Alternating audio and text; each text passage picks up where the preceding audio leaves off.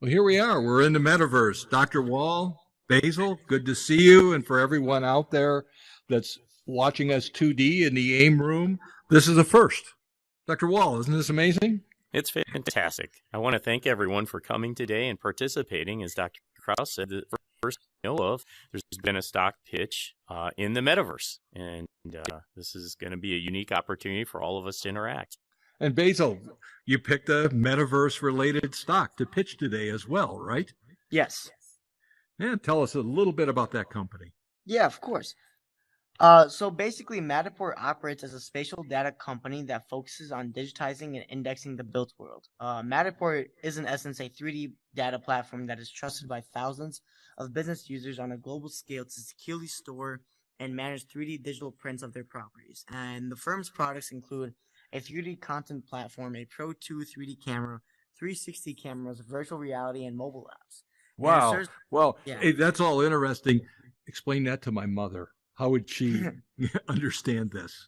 So basically, in essence, Matterport, what they do is they take physical real estate, in which what you can do is you can take a phone and capture it through their app, and you can take pictures, or basically you could just scan the whole entire room, like for example, if I scan the whole AIM room, with my app, I can actually have a digital twin, which is basically a 3D copy, which is online, for the AIM room.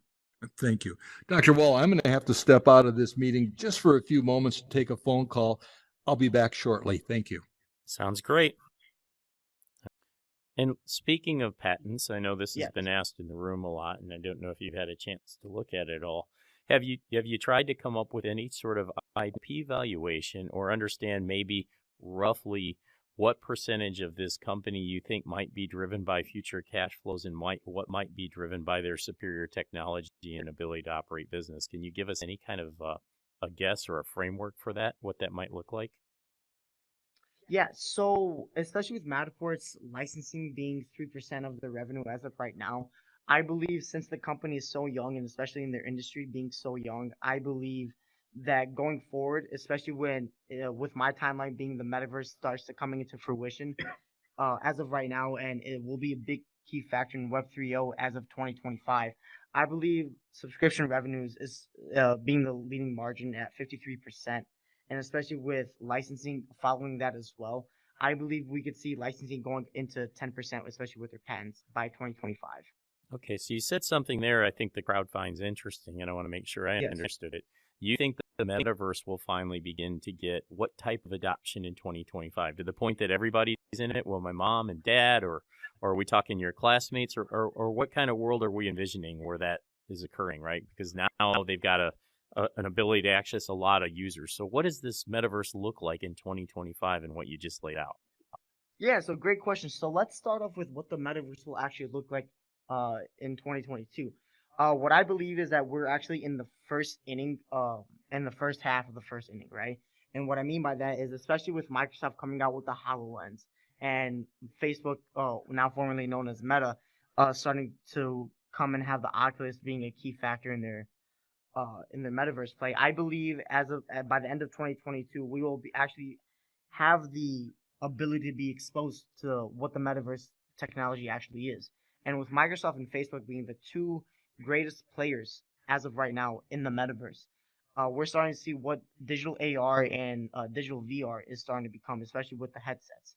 I believe by 2025, we will have companies and corporates start using Microsoft being a key factor in the business professional setting, and Facebook starting to come into fruition with the fact that the Oculus will be used as a social gathering for the metaverse. I believe that in 2025 we will start hosting meetings in the metaverse. I believe that the metaverse will be a key factor in how education will start coming into fruition, especially with all the technologies nowadays, and especially with, for example, how we can actually go into depth with AR, especially, for the upcoming medical field, how we can actually see the fact that we can see like an actual heart, and this will actually go into the medical programs, and this is just a start. And I believe going into that fact that we will start seeing more progression for education and business professional settings.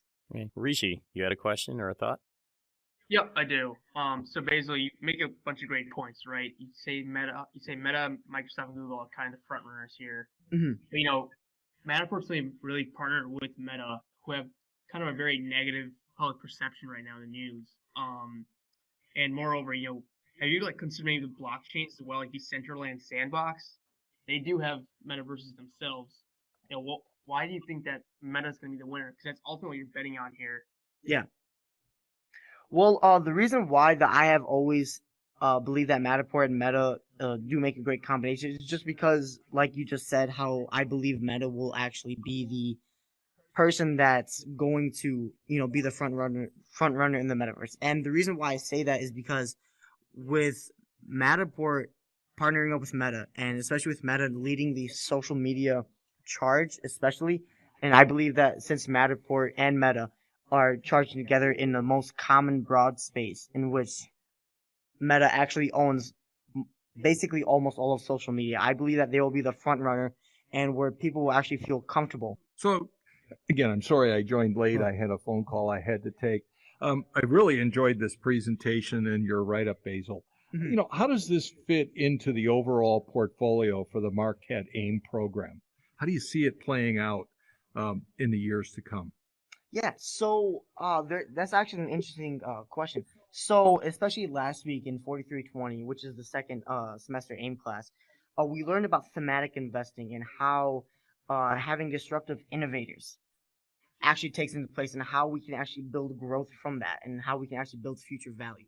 And especially with Matterport being a first mover, first of its kind, such as Netflix, such as Zoom, such as PayPal, we're starting to see Matterport going into fruition that this is a company that will play out long term, especially with their IPO being one of the first actually in the 3D digital platform sector.